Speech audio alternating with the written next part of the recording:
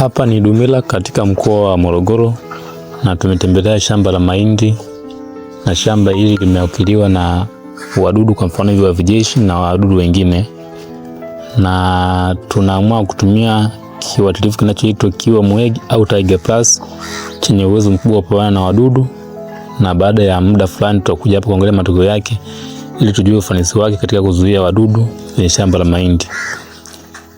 Kiuatilifu hiki kinatengenezwa na kampuni inaitwa Fakulin Agriculture Limited.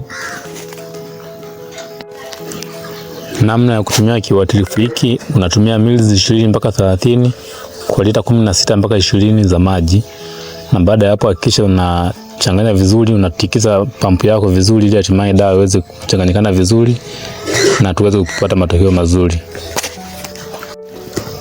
Namna ya kupulizia kiuatilifu hiki: hakikisha nozo yako inaangalia chini na unapulizia kwenye majani yote na sehemu zote za mmea ili hatimaye wadudu wote na waliojificha waweze kufikiwa ili ifanye kazi kwa ufanisi mzuri. Hapa ni Dumila katika mkoa wa Morogoro na tupo kwenye shamba la mahindi ambalo wiki iliyopita tulikuwepo hapa, tukaona kwamba mahindi yameshambuliwa na wadudu wa aina mbalimbali, hasa viwavi jeshi. Na kwa sababu hiyo tuliamua kutumia kiuatilifu kinachoitwa Kiwa Mweg ama Tiger Plus chenye uwezo mkubwa wa kupambana na wadudu kwenye shamba la mahindi.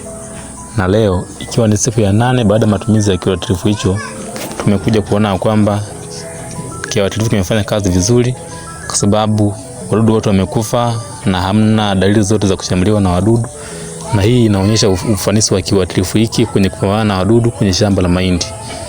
Kwa hiyo tunawakaribisha wakulima wote kutumia kiuatilifu hiki kwenye shamba la mahindi ili hatimaye waweze kufurahia kiuatilifu hiki na kupata mavuno bora baada ya matumizi ya kiuatilifu hiki. Na kiuatilifu hiki kinatengenezwa na kampuni inayoitwa Fakulin Agriculture Limited.